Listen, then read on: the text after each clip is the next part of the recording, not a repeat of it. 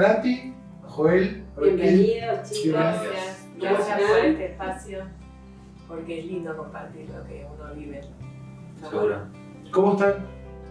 Bien. Un poco Bien. nerviosa. Pero ¿Sí? Nervioso, claro. No es el ámbito de todo. Te veo nerviosa, ¿estás nerviosa? Y ahora vamos a hacer algo atípico, que ya que son matrimonio, a ver, en vez de preguntarle personalmente quién es cada uno, vamos a invertir. A ver, Nati, ¿quién es Joel? bueno, Joel es la persona de la que yo me enamoré. Es la persona que me devolvió la risa. Como él dijo, nosotros nos conocemos desde muy chiquitos, nos conocimos en la iglesia. Vivimos un amor muy puro de muy chiquitos. Después, como él dijo, nos separamos en la adolescencia, cada uno siguió su camino. Y la vida quiso que nos volviéramos a juntar. Si bien seguíamos yendo a la misma iglesia, y después Dios quiso que nos pusiéramos de novios, porque Dios tenía un plan. Si yo me tengo que definir, yo me definía como una persona triste, con mucha tristeza. Y conocí a una persona que es todo lo contrario a mí. Y recuerdo muy puntual un día que estábamos de novios y ese día yo le dije que yo quería dejar de existir, que yo no era feliz. Y él como que se quedó asombrado y me dijo, como que no podía entender, ¿cómo me estás diciendo esto? Y pasaron los años y él me fue enseñando a disfrutar de las cosas, a disfrutar de la vida, a reírme. Por eso siempre que vamos a alguna reunión o lo que fuera, le gusta hacer chistes, es muy gracioso, es divertido. Doy fe de eso. Doy fe de eso. Y por eso muchos me dicen, pero vos lo festejás todo el tiempo. Y sí, porque él realmente a mí me devolvió esa risa que estuvo apagada mucho tiempo. Yo lo defino como mi salvador, como la persona que me rescató de la tristeza. Así lo defino yo. Qué hermoso, Nati. Sí. De verdad, muy lindo. Che, ¿te pasa eso a mí? ¿Te pasa a vos? No, ¿Eso es no, lo es mismo? que yo digo lo mismo. Si algo me enamoró de él fue su sonrisa. Eso que es verdad, está más o menos relacionado. Muy bien. Muy bien. Bueno, acá igual lo importante son ellos. Y bueno, Y Joel. bueno, después de semejante, la que es muy fuerte. Wow. Es muy fuerte. Bueno, Natalia es mi complemento totalmente. Es la persona que me baja a tierra. Yo soy así como, claro, aquello que ella cuenta que yo soy muy ahí arriba en muchas cosas y ella como que es la que me baja a tierra. Mi complemento perfecto y sobre todas las cosas fue la persona que también, entonces es un tema, yo sinceramente en lo personal me veía muy lejos de ser padre, por ejemplo. Los chicos sí bien me gustaban, pero me acuerdo siempre con todo mismo, iba a la casa de mi hermana y que tiene mellizos y digo, mira, cuando llega a mi casa el departamento de que silencio, y la verdad que la iniciativa de ser padres fue más tuya que mía, y es un regalo hermoso que nos pasó, que nos dio Dios a la nena, y se lo dio a ella también, pues fue la que me incentivó en eso, pero digo, es mi complemento. Aquello que me falta a mí, que me faltan muchas cosas, es la que es la pata de la mesa que falta. La que me baja a tierra. Y me dice, Joel, por acá no, fíjate acá. Y yo no, pero fíjate acá. Y siempre pues tiene razón. El 90% de veces. Y dice, yo te di. Qué lindo escucharlos, a ver, que aprendieron a escucharse, ¿no? Seguro. Porque eso es algo que nos pasó a nosotros también. Y qué lindo que decían que es tu complemento. Totalmente. Y uno cuando anda muy arriba, porque somos parecidos, cuando anda muy arriba, muy rara vez mira para abajo. Seguro. Y que aprendí y pasa que a mí me pasó lo mismo con Emi, cuando empecé a escucharla, empecé a bajar a la tierra y empecé a escuchar lo que Dios quería que escuche. Y te escucho y dije, a mí me pasó lo mismo. Totalmente, te digo, ese complemento es aquella parte que me falta a mí. Claro. Sé que Dios es muy inteligente, por supuesto, Sí, y dijo, es por este lado. Exacto, sí, justamente creó el matrimonio para esto, ¿no? Para Sí. unirnos y ser el complemento uno del otro y ser uno. A ver, esto justamente, perdón, pero sí. digo, no hace que muestren diferencias, porque en el completo hay diferencias también, por supuesto. Hay choques, Hay choques, seguro. Porque en mi caso yo soy muy estructurada, por ejemplo, y él es todo lo contrario, es toda la espontaneidad, todo, no sé, lo creativo, lo pasional, y yo soy todo lo contrario. No es que soy la frialdad, pero soy más conservada, o sea, tal vez no soy tan expresiva emocionalmente, él es todo lo contrario, y a veces hay choque, porque, bueno, uno como que le reclama al otro lo que quisiera hacer, lo que quisiera que el otro fuera, pero el complemento es excelente. Qué bueno, chicos. Y bueno, nos decían que son casi de cuna cristiana, ¿no? Sí. Pero ¿qué pasó hace unos años en sus vidas? Bueno, pasaron millones de cosas. Nosotros nos casamos en el año 2006 y nos casamos en el mes de enero y en diciembre fallece mi papá de cáncer. Bueno, ahí empieza toda una crisis a nivel personal, mía como hija, y a nivel matrimonio, porque imagínate que nosotros recién nos casábamos y nos teníamos que enfrentar a un duelo sin poder disfrutar de lo que todo matrimonio, claro.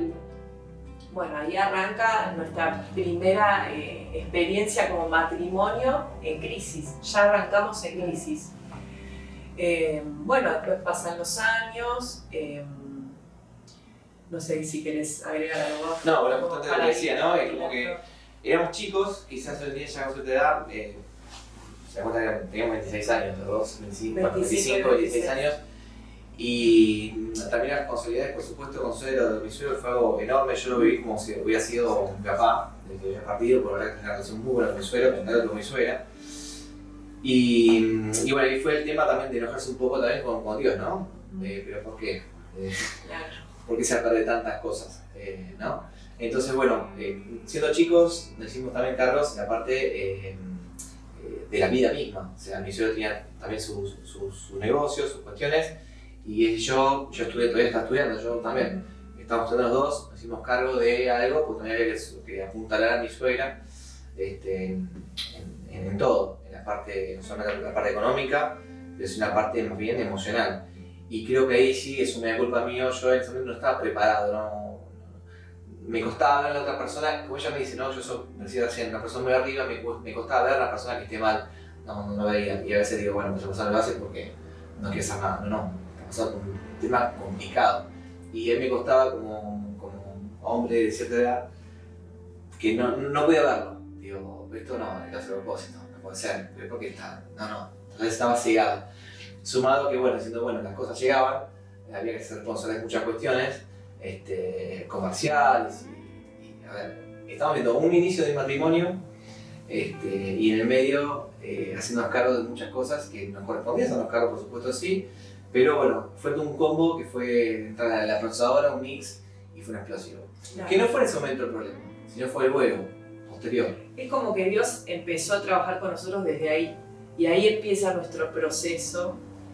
En ese momento uno, obviamente, como él dice, viene el enojo hacia Dios. El diablo empieza a meter lucha contra tu fe. Porque venía a la iglesia ayunando por el papá, estábamos orando para que él se sanara y jamás se metía en nuestra cabeza que mi papá se iba a morir. O sea, estábamos como queriendo sobrepasar también la voluntad de Dios, porque uno a veces tiene que aceptar y decir, bueno, Señor, acepto tu voluntad. Pero en ese momento uno no lo entendía. Entonces, cuando él fallece, es como que todo nuestro mundo se desmorona. Bueno, ahí empieza toda una época en la que yo entro en una crisis tremenda. Y él es la persona que tiene que sostenerme, porque no había nadie. Mi mamá estaba también pasando por una depresión total por la falta de mi papá. Y él empieza a cargar con una mochila súper pesada. Y empezamos con las crisis matrimoniales. Bueno, pasan después los años. Y yo, en ese momento, estábamos los dos ministrando en la iglesia. Sí.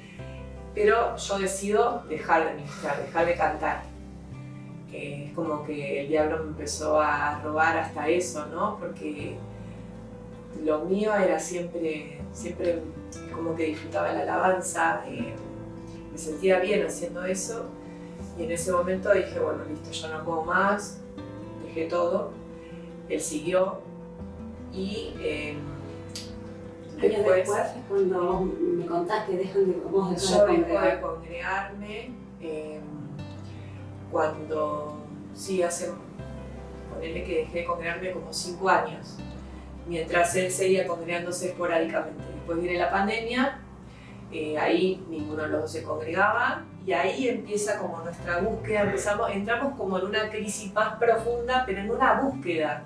Ahí sí empezamos como a sentir que algo nos faltaba. Empieza esa búsqueda y era como, recuerdo, yo tengo muchas imágenes que nos sentábamos en el fondo, los dos, en 2 sillas, mirando a la nada, Sí. a la nada misma.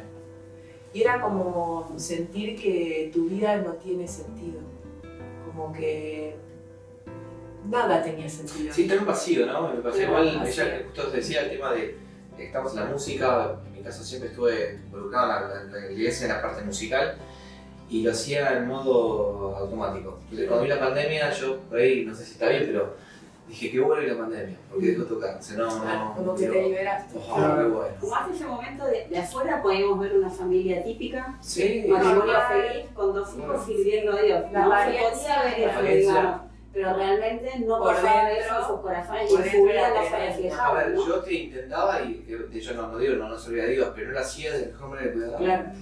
Me encontraba, siempre contigo mismo, me encontraba tocando instrumento y no poniendo lo mejor de mí. Y dije, esto está mal, esto es pecado porque yo no estoy dando lo mejor de mí. Dios no te dejó él ni de nadie para que esté, haya reunión o Dios se manifieste. Entonces, está haciendo malas cosas. Y no me iba a tomar la iniciativa y decir, bueno, no lo hago más. Me bajo porque empiezas a decir, no, pero si yo me voy, hoy desanimo a otros, tengo referente. Y no, mejor me quedo. Y me está haciendo daño yo. Claro. Totalmente. Y tampoco podía administrar muy bien porque no estaba bien. Había cosas que había que sanar, que Claro. recuperar. Era como una vida religiosa, ¿no? Claro. Totalmente, religioso. Sí. Bueno, y empiezan, perdón, en esa búsqueda me decías que estaban los dos sentados solos y Sí.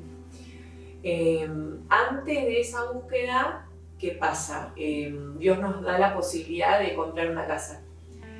Compramos esa casa, empezamos con ese proyecto que uno dice, ya ahí estaban las nenas. Ya estaba Cata Cata. y Elena fueron en el Y medio de la Elena casa. estaba, claro, Elena estaba en camino. Cuando, bueno, pasamos todo el proceso de lo que es la compra de la casa y bueno, y qué sé yo, cuando se da ya la posibilidad de que nos mudemos, era como que esperábamos eso, mudarnos, bueno, ya viene esto, ahora vamos a ser felices de verdad. Y no, nos mudamos y al menos yo empecé a estar peor que antes. Entonces la gente de tu entorno te decía, pero ¿cómo? ¿Tenés todo? ¿Qué es lo que te falta? ¿Qué necesitas? Claro, perdón, sos la foto no de las redes sociales que tenés. Claro. La esposa y la casa y todo, tenés todo y no tenés nada. no. Nada. Sos imagen. Ojo, tampoco pretendemos dar una imagen, ¿eh? No es que llenamos con eso, porque el esfuerzo que va, no siempre como ciudadanos y bueno, que quiero tener mi casa, prosperar, no está mal eso. Claro. Pero tampoco somos un personaje, sino que las cosas no funcionaban. Nos encontramos una casa muy linda, grande y vacíos. Sí. Y bueno, empezamos a buscar ahí, ¿no? Claro, y ahí dijimos, nos preocupaban mucho nuestras hijas, porque nosotros teníamos y tenemos recuerdos hermosos Hermosos, de nuestra escuela dominical, de haber crecido en la iglesia. Y él todo el tiempo me decía, pero Natalia, las nenas están creciendo y se están perdiendo esa etapa maravillosa de poder experimentarlo a Dios. Porque ponele, nosotros ya, es como que en un momento vino la resignación también, porque si nosotros somos adultos, Ya estamos ya hechos. o sea, si no nos congregamos más, bueno, no nos congreguemos más, ya no nos vamos, como que nos confiamos en nosotros mismos y decimos, no nos vamos a perder, porque ya nuestros valores están insertados. Hagamos algo por el Claro. Pero nuestras hijas no conocen a Dios, entonces hasta llegó un punto en que venía como la discusión de que yo empecé, fíjate cómo el enemigo empieza a trabajar en los pensamientos que me decía, vos no necesitas congregarte en ningún lado. Ah, Y yo le decía, a ver, si nuestras hijas se quieren bautizar, se bautizan en casa. Empezó con eso. Entonces luchábamos y me decían, no, Natalia, tenemos que congregarnos en un lugar. Y yo le decía, ¿a dónde nos vamos a congregar? Bueno, y empezó esa búsqueda. Empezamos a ir a un lugar, a otro lugar. Ya desde hace muchos años nosotros queríamos ser parte de Avivamiento. Pero la vida nos llevaba siempre por diferentes caminos y también nuestra cobardía. Sí, también. Porque no estaba el valor de decir, siempre estaban las excusas, bueno, pero nos queda re lejos. Y pero y las nenas son re chiquitas. ¿Y cómo vamos a hacer? Y fíjate, no, en esa iglesia te tenés que poner las repilas. Entonces, también pasa que yo, esa es una cosa que, digo, mira el fracaso. Claro. Es otro cambio más. Pues ya venimos cambiando una iglesia y digo, che, de vuelta, no quiero ser normal, no quiero ser una persona que voy por todo el tiempo, perdón, sedentario, yendo por todos lados. Claro. Entonces digo, quiero afianzarme. Y veía que las chicas estaban creciendo y justamente estas cosas que con la vimos de chiquitos en el pueblo medical, quería que ellos también experimenten, o sea, la sientan. Y cometíamos el error diciendo, bueno, por ellas. Y en realidad era por uno. Teníamos que empezar nosotros. Por nosotros, más que por ellas. Pero nos empezamos a dar cuenta cuando empezamos a congregarnos. Empezamos a congregarnos en una iglesia trinitaria. Y Dios, en su inmensa misericordia, nos hablaba donde fuera, o sea, en una canción, en la iglesia trinitaria, y nos empezaba a decir, no te puedes quedar en tu casa. O sea, a mí me hablaba de una forma, y llegábamos a casa, eran cultos que los pasaban online, y yo los miraba, y después los volví a mirar. Claro, pasamos de novena a escuchar. Claro, era todo el tiempo 24/7. escuchar todo el tiempo prédicas, y Dios nos hablaba y nos hablaba, hasta que llegamos a Avivamiento. ¿Cuándo llegan a Avivamiento, chicos? En noviembre del año 2022. Y, Justo la inauguración, inaugurada. claro. Y en ese primer mensaje, Dios a mí me impactó de una manera, y me recuerdo que los dos salimos y a la vuelta en el viaje estábamos como, no podíamos hablar. Entonces los dos nos miramos y nos dijimos, ¿a vos te pasó lo mismo que me pasó a mí? Sí, es el lugar. Y fue tremendo, tremendo, porque el mensaje fue, no bajes los brazos. Y en ese momento nosotros estábamos devastados, estábamos sin fuerzas, tristes, sin esperanza, sin rumbo, y ese mensaje fue tremendo. Y después vinieron todo el resto del mensaje, era venir un domingo, venir otro domingo, y que Dios nos hablara, y que Dios nos hablara. Como que Dios iba preparando algo para después tener que enfrentar lo que iba a venir después. Claro. Porque el 2023... nosotros veníamos con la idea de que el 2023 iba a empezar glorioso. Y sin embargo fue todo lo contrario. Empezamos con una crisis nuevamente. Pero Dios ya nos venía hablando desde el año pasado diciéndonos, yo te voy a hacer libre de la depresión, yo te voy a hacer libre de la angustia, yo te voy a sacar del pozo donde estás. Y yo no entendía, digo, pero está bien, veníamos angustiados, pero digo, wow, ¿qué será esto? Y en uno de esos mensajes, el pastor habla de que teníamos que ser libres por las futuras generaciones. Y eso fue lo que cerró lo que sentíamos, porque decíamos nuestras hijas. Claro. Entonces, para que nuestras hijas fueran libres, primero teníamos que ser libres nosotros. Claro, no iba a alcanzar con que ellas congreguen y conozcan a Dios, sino que Dios tenía un plan mucho más grande todavía y que empezaba primero por ustedes. Por nosotros. Y por lo que me estabas diciendo, Nati, vos en el transcurso de tu vida luchaste, ¿no? Con la depresión, con el desánimo, pero luego de venir a congregar acá es como que eso fue un proceso el más fuerte hasta este momento que viviste en tu vida, ¿no? Fue el más fuerte. Contanos cómo fue que fue el comienzo de este 2023. El comienzo, sí. Arranca el año y nos vamos de vacaciones. El ideal, no lo que esperamos durante todo el año, fue un día glorioso. Ya, ¿Cómo la puede pasar? ¿Fenomenal? Bueno, no. 2 puntos. En realidad venía yo el año anterior con síntomas que yo no sabía qué eran. Tenía desmayos, él de repente yo a la noche me bañaba y me desmayaba en el baño. Él llamando a la ambulancia, venía la ambulancia, me revisaba, me decía no tenés nada, es estrés. Bueno, digo, debe ser estrés, realmente. Bueno, en enero decidimos irnos a un lado, hacía años que no nos íbamos a ningún lado. Y él dijo, no, tenemos que ir a un lado porque esto ya tenemos que como... Claro, empezar bien. Aparece siempre que digo de relaciones sexuales. Sí, él siempre es el que organiza todo lo requerido. Digo, vamos acá, ya está, es por acá. Todo lo de disfrute se lo debemos a él. Bueno, nos vamos de vacaciones y para mí ya empieza siendo una tortura. Yo veía a ellos, los veía a ellos disfrutando y yo me sentí una espectadora. O sea, yo era la fotógrafa, la que tomaba las fotos, era la escena perfecta de ellos. Y yo siempre de afuera. Pero ya desde el avión, salí. Sí, desde el avión yo ya me empecé a salir mal. Dije, uy, lo que se espera, dije yo. Claro, ¿y qué pasaba? Estábamos allá y de repente yo estaba programada como un robot. Lo mismo que yo hacía allá, lo hacía allá. Lo que hacía acá, lo hacía allá. Ellos estaban, descansando y yo decía, no chicos, yo me voy al supermercado a hacer las compras porque las nenas no tienen galletitas, no tienen leche. Era como todo un robot. No me permitía disfrutar. No estaba permitido en mi vida eso. Bueno, se termina la semana y tenemos que volver y el viaje de vuelta fue traumático. Sentí un ataque de pánico muy fuerte en la vuelta, pero yo no entendía lo que era un ataque de pánico, no sabía lo que era. No podía respirar, sentía que me iba a morir. La sensación era sentirme que me iba a morir, que íbamos a impactar contra algo, que el avión iba a explotar. Esa era mi sensación. Y ¿esa fue la primera vez que tuviste un ataque de pánico? Esa fue la primera vez que yo tuve un ataque de pánico. Y ya desde el año anterior mi compañera, una compañera de trabajo, fue la que me venía alertando de los síntomas. Y me decía, Nati, a vos te pasa algo, vos tenés un problema de ansiedad, vos tenés que tratar este tema. Y yo le decía, no, es estrés. Yo no quería reconocerlo. Bueno, volvemos y al día siguiente de volver del viaje, yo no me podía levantar prácticamente de la cama.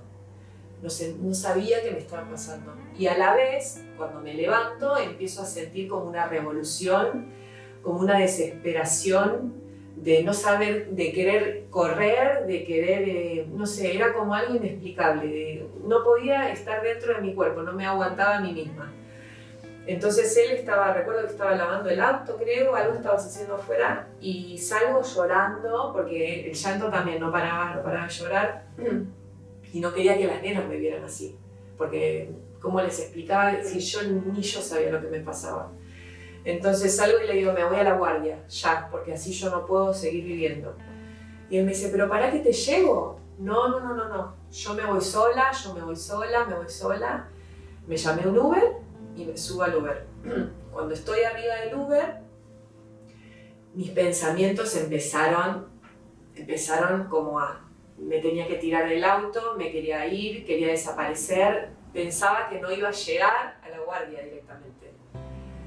El enemigo había tomado total control de mis pensamientos. Después me entero, cuando empiezo la terapia, que esos son los llamados pensamientos rumiantes, que son los que toman posesión de tu vida. O sea, la mente empieza a tomar control de vos. Y te cambia la realidad. Te cambia tu realidad, es una realidad totalmente distorsionada.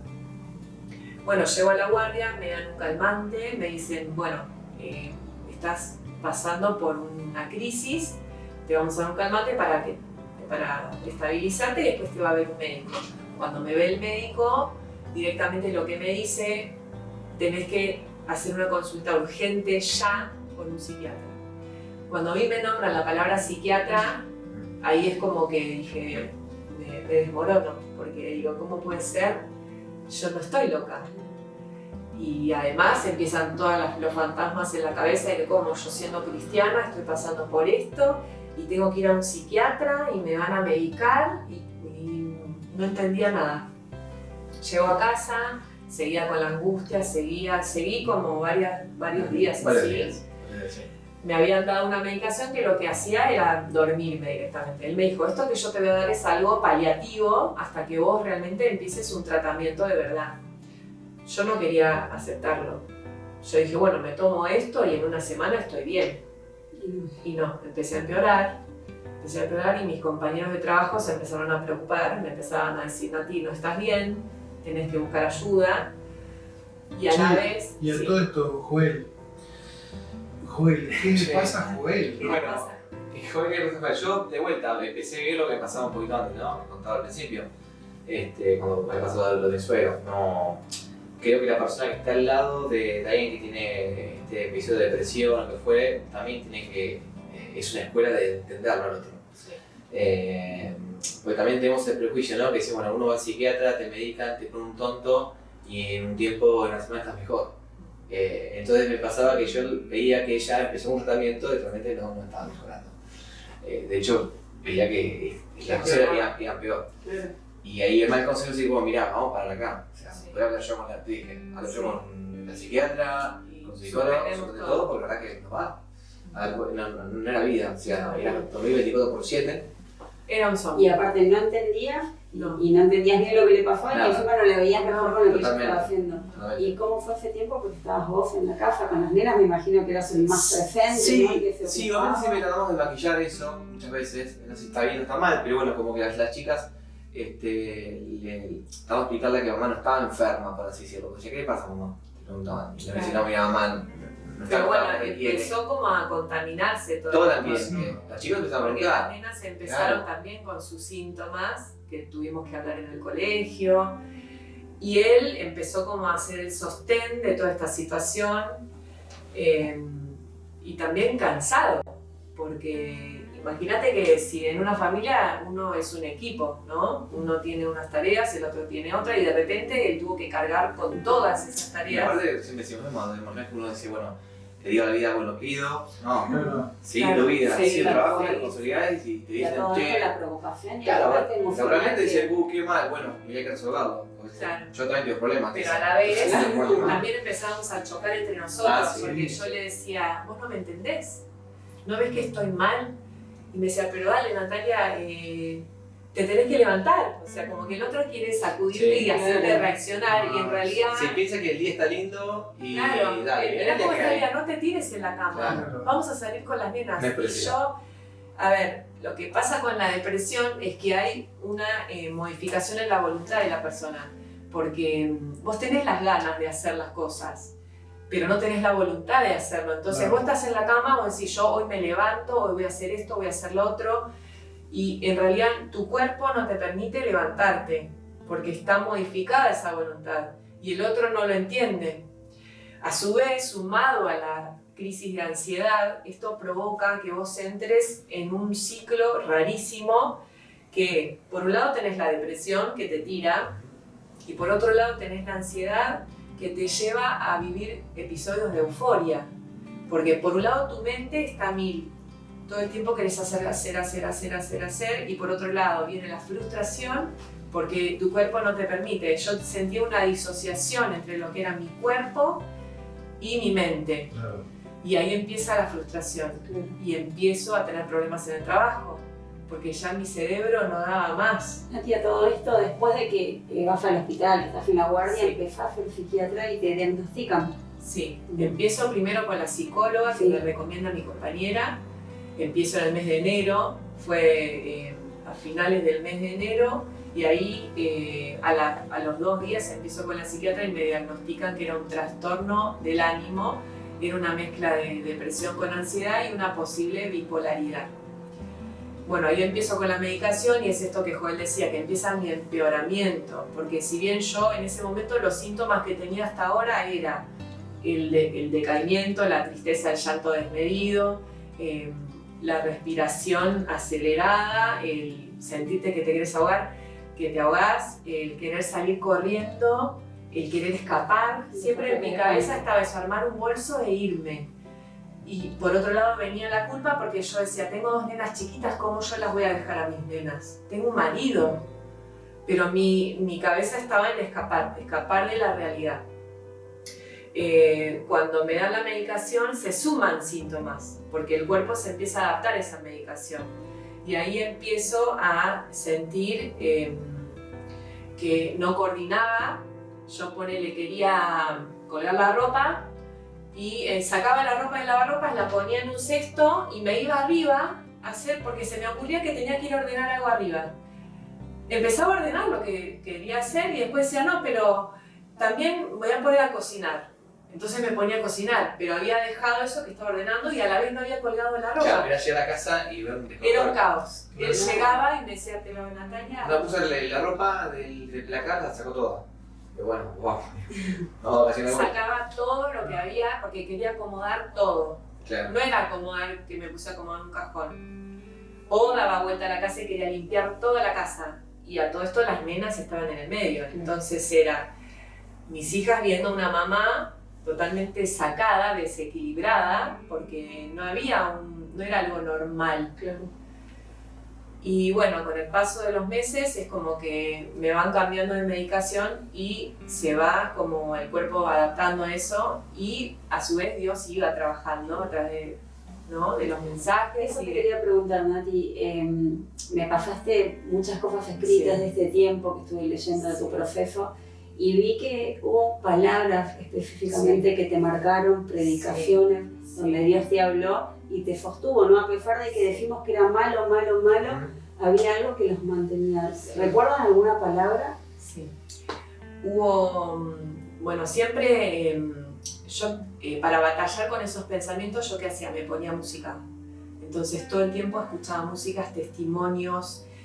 Y uno de los testimonios que me marcó mucho fue uno de Cristina de Clario, que en un momento ella habla, es una prédica en donde ella habla de la lucha contra los gigantes. Entonces ahí explica de cómo el diablo empieza a poner duda en tu cabeza para que vos empieces a descreer de las promesas de Dios. Y eso a mí me impactó porque ella empieza a decir que vas a tener victoria y que vas a tener la fuerza para vencer esos gigantes. Y yo me aferré a esa palabra y yo dije, yo estos gigantes los voy a vencer. Y todo el tiempo a él le decía, a mí el enemigo no me va a ganar esta batalla. Y me aferré a eso, esa palabra, y decir, el enemigo no va a ganar esta batalla la vas a ganar vos, Señor, y vos me vas a dar la fuerza, no sé de dónde, pero yo voy a salir victoriosa. Qué bueno contarles a las personas que me están escuchando eso, ¿no? Porque muchas veces se cree que Dios actúa en el momento y que uno se acerca a Dios y que estoy pasando un proceso y voy a tener el milagro el otro día. Pero leí mucho donde se iban mal, donde las cosas se complicaban peor y ustedes estaban congregando, pero había palabra, ¿no? Nati escribe todo y me pasó muchas predicaciones que impactaron su vida y a pesar de no estar bien, vos sabías que había una promesa y vos sabías que Dios los iba a sacar de esta situación, ¿no? Él ya había empezado a hablar con ustedes. Sí. Como siempre digo, en medio de mi peor momento, yo nunca me solté de la mano de Dios. Yo me aferré a Dios porque yo sabía que no iba a haber tratamiento, ni persona, ni acompañante, ni familiar, ni amigo que me pudiera sostener. Porque ya Dios me había libertado una vez y yo había experimentado esa liberación. Pero esta segunda crisis fue mucho más fuerte que esa primera crisis y yo sabía que el diablo quería salirse con la suya, porque nosotros venimos de una familia en donde se lucha mucho con el espíritu de depresión, el espíritu de suicidio, y yo sé que Satanás quiere llevarse siempre a alguien. Satanás vino a hurtar, a matar y a destruir, nada más que eso.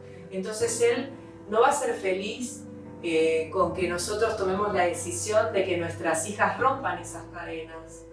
Él quería ganarse a mis hijas. Entonces yo digo, no, si él me gana a mí, se va a ganar a mis hijas y a mi marido. Entonces ahí empezó mi lucha y siempre estuvo esa palabra en mí. No me vas a ganar. Hubo en lo que leímos también, hubo una actividad Sí. donde fue ese Eso clic, fue ¿no? tremendo. Contanos un poco. Sí. Yo me congregaba, cuando empecé a congregarme acá, a mí lo que me impactó era la libertad que tenía la gente de adorar a Dios. Que había mucha libertad. Y yo me sentía una momia. Yo sentía que estaba atada literalmente con cadenas. Sentía las cadenas en mi cuerpo, el peso. Y yo recuerdo que ese día le pedí a Dios que me sacara esas cadenas. Yo quería adorarlo con todo mi ser, quería ser libre, porque yo le decía, Señor, vos me hiciste libre, yo quiero alabarte como te alaban ellos, ¿por qué yo no puedo alabar así?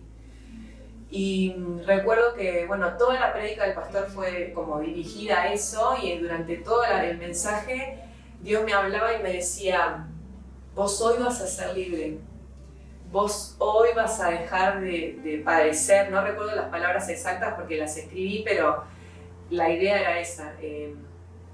Y fue así, cuando el pastor termina el mensaje dice, bueno, que pasen adelante todos los que hoy sintieron algo que Dios obró en sus vidas. Y yo en un momento sentí como una opresión que no quería que pasara, como diciendo, vos esto no lo vas a contar. Y ahí dije, no, yo esto lo voy a vencer. Y a pesar de que yo, en mi mente yo decía, yo no estoy sana todavía, si yo estoy medicada, si estoy haciendo el tratamiento, ¿qué voy a pasar a decir? Entonces yo dije, no, pero voy a pasar igual, porque voy a dar un paso de fe. Amén. Y eso fue lo que me animó, porque en un momento empezó a pasar la gente, y creo que yo fui una de las últimas, porque fue esa palabra que el pastor dijo, pasen para dar un paso de fe. Y eso fue lo que a mí me motivó a subir, a decir. Y dije, a partir de hoy yo soy libre. Y pude levantar las manos, y desde ese día yo nunca más sentí esas cadenas. Fue una actividad de una prédica en el Pentecostés, ¿no? Sí. Sí. Sí, en el mes de marzo, que era cuando recién arrancaba el tratamiento. Después nos esperaba todo un año, pero ahí ya Dios empezó a trabajar. Esto que después no te cuento de las cadenas, cuando ella recién contaba todo lo que estábamos pasando, también nos costaba mucho en la iglesia. Sí. Teníamos mucha lucha. De hecho, ese día fue el día que te acuerdas que se largó la tormenta y que casi no llegamos. Ese día era para que no lleguemos. Nos confundimos de horario también. Nos confundimos de horario. Estábamos en la autopista. Sí, y nos desanimamos. Y yo le dije, bueno, será otra vez. Estaba en la autopista y ella recibió una notificación de la iglesia, están en vivo. ¿Cómo claro, están en vivo? yo dije, ya empezó. No puede haber reunión, tío. ¿Cómo puede ser ya? Digo, bueno, espera vuelta.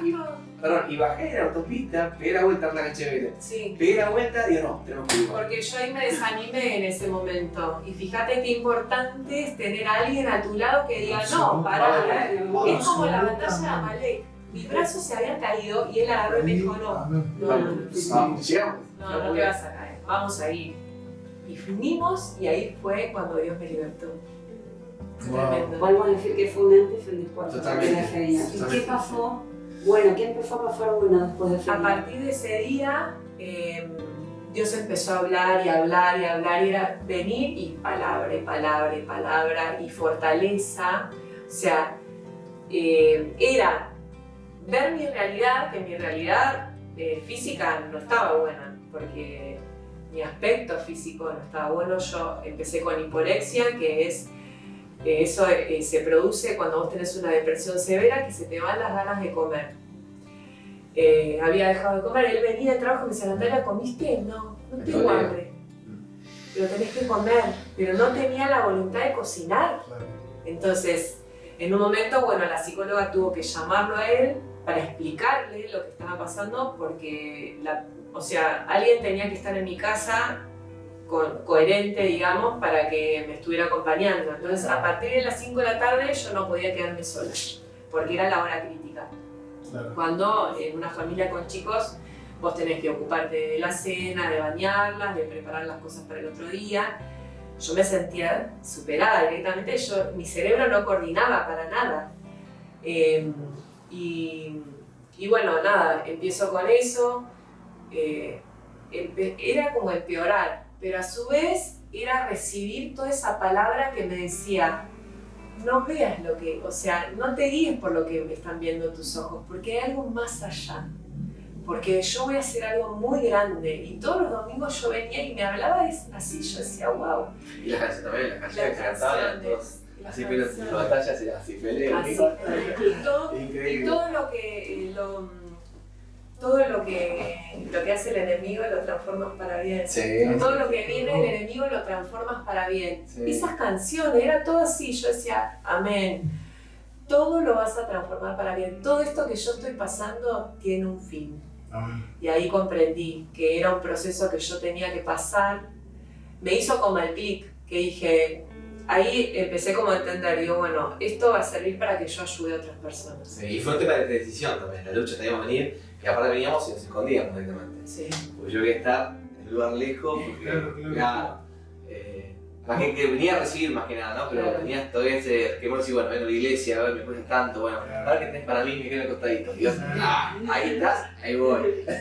Porque eran dos procesos paralelos en Uf, realidad. sí, me imagino, sí. Y sigue tremendamente. siendo dos procesos paralelos. Pero que, sí, obviamente. Sí. Pero qué lindo cuando que vinieron con esas ganas, entonces vinieron al lugar donde Dios quería que estén y Dios les dio lo que ustedes necesitaban recibir. Sí. Y a ver, y yo te escuchaba y el hecho de empezar a creer lo que Dios quería de ustedes, ¿no? Y que Sí. ustedes empezaron a cambiar tu realidad, porque tu realidad y lo que vos creías de vos y veías en vos era real.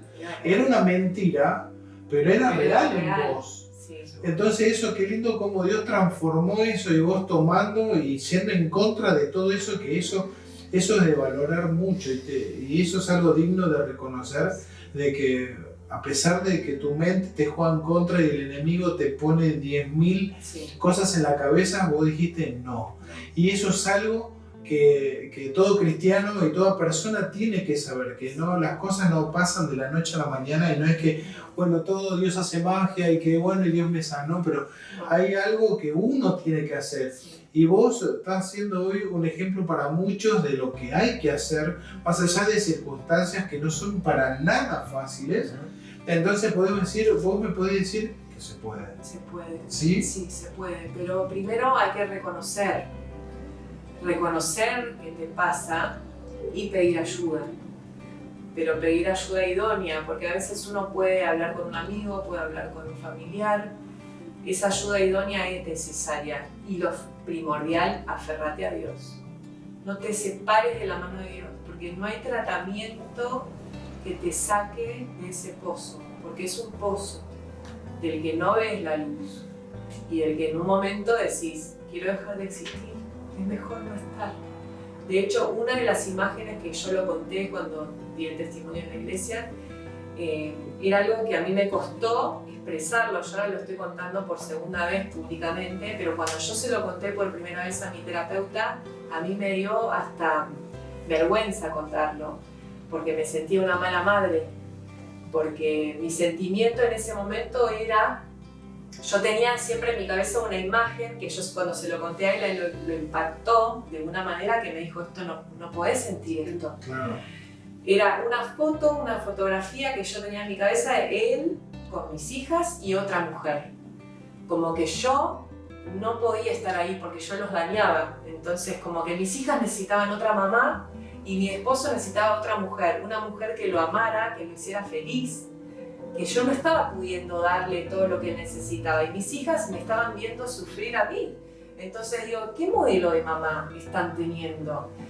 Cuando yo empiezo con esa idea en la cabeza, empiezo con esa idea de querer irme, de desaparecer, me quiero ir. Tuve una crisis que tiene un nombre específico, que ahora no lo recuerdo, que un día salí por la calle sin rumbo, empecé a caminar por el costado de la vía. Fue justo un día después de que salimos de la terapia con Elena, porque Elena también tuvimos que llevarla a nuestra hija más chiquita a hacer una consulta, y salí de ahí y era toda una cosa en mi cabeza que le digo, llévatela Elena, llévatela que yo me voy. Me dice, ¿a dónde te vas a ir? Yo me voy.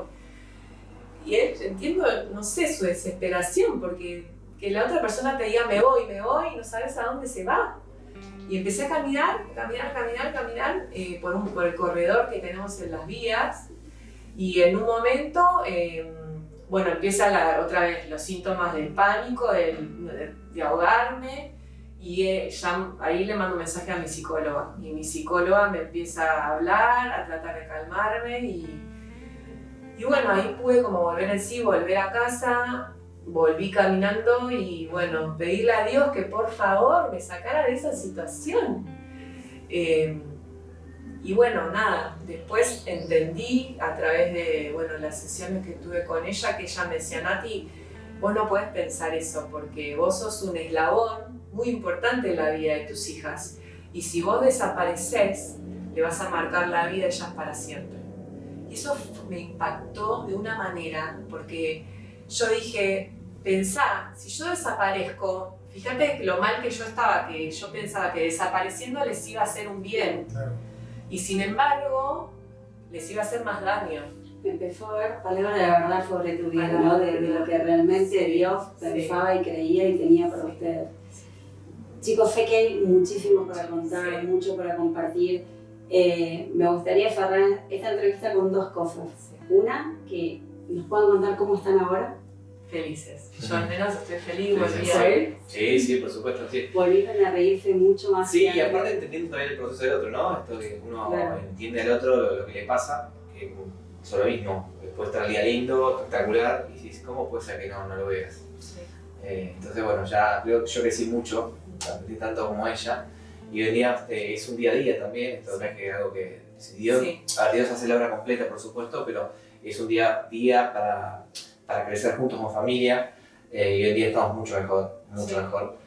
Y también no quiero dejar de agradecer también que Dios nos puso en el medio muchas personas. Muchas personas. Sí, Sí, sí. les iba a decir eso. Importante. ¿Por qué quisieran agradecer hoy? Yo tengo, por ejemplo, personas que yo entiendo que no sabían por lo que yo estaba pasando y me ponían, no viste el domingo de avivamiento. Y yo no me colgaba de avivamiento también, pero daba como por hecho, que vos tenés que estar acá. Digo, sí, yo no veo avivamiento. Che, no te vi tocando, me decían, yo no te acá de avivamiento. Y esas cosas que, o buena palabra, puntualmente, bueno, Luis Monzón, con Fernanda, fueron un puntal muy importante. Sí. Y por supuesto, obviamente agradecerle a Dios que nos dio oportunidad y nos llevó. Yo siempre digo igual, ojalá sea iglesia en nuestras vidas. Pero sí sé que es el momento donde Dios me pone y donde me está sanando de muchas cuestiones en este lugar. Pero sí, muchas cosas para agradecer al mismo pastor. Hemos tenido prédicas, y corto con esto, cuando hace poco me había dicho, no, bueno, fue un miércoles que yo vine, que te contaba, que caminemos y que hablemos con él y que sintamos que está lo nuestro. Ah, sí, una prédica que decía, experimenten salir a caminar y poner la mano así como que lo tienen a Jesús al lado. Y esas cosas, empezar a disfrutar eso también. Yo me veo en el auto y a veces andando mucho solo por mi trabajo. Y digo, bueno, ahora estás al lado mío, ahora vamos a charlar. Más que nada, lo que a mí me gustaría dejarles a las personas es que, como vos decías, los problemas van a seguir estando, las luchas Seguro. están todos los días, pero de la mano de Dios es más fácil, se hace más ligera la carga y las luchas van a estar siempre.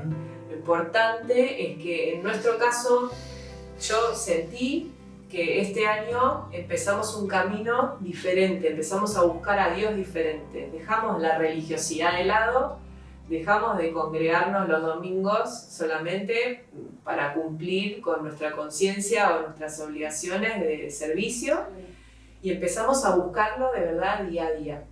Ese es el cambio fundamental que notamos en nuestras vidas ahora. Y eso hizo que funcione. Y eso ¿No? hizo que Sí. funcione, ¿Sí? porque cambiamos el rumbo. O sea, de querer, de decir, bueno, esto lo voy a solucionar yo a mi manera, de estar algo solo, es un estrés, de estar nada, a reconocer que realmente Dios quería y quiere trabajar con nuestros corazones. A veces somos tan testarudos y tan orgullosos que tenemos que pasar por ciertas situaciones de tremenda situación que te dejan tirado para entender que dependemos absolutamente de Él. Y bueno, nada, decirle a las personas que están en un momento así oscuro que hay una salida. Que aunque no la vean, porque pasaron muchos meses, yo en un momento lo que me acuerdo de lo que yo le decía a mi terapeuta, en la desesperación, ¿no? Yo le decía, decime cuándo yo voy a volver a trabajar. Decime cuándo se me va a ir esto. No, Nati, no te puedo decir esto, porque esto es largo. Y yo tenía una desesperación, en un momento le dije, intername porque yo no puedo más con esto. Y esto me pasó 2 veces en este año. Y después entendí que en realidad era necesario pasar por eso y que eso no se iba a ir de un día para el otro y que había que convivir con eso para poder estar más cerca de Dios. Claro, y hoy aceptando el proceso es donde están mucho mejor, donde están viendo a ver cómo Dios actúa, cómo Dios obra. Y me pone muy feliz ver una familia restaurada, ¿no? Porque cuando llega uno, llegan dos, estamos hablando de que Dios está viendo toda una generación y está viendo un plano mucho más grande de lo que nosotros podemos ver en ese momento. Así que me pone muy contenta que estén en Manantiales, que estén en familias agradecidas y que todo lo que les esté pasando sea de mucha bendición para los que están del otro lado. Muchísimas gracias, chicos. Gracias. A ustedes.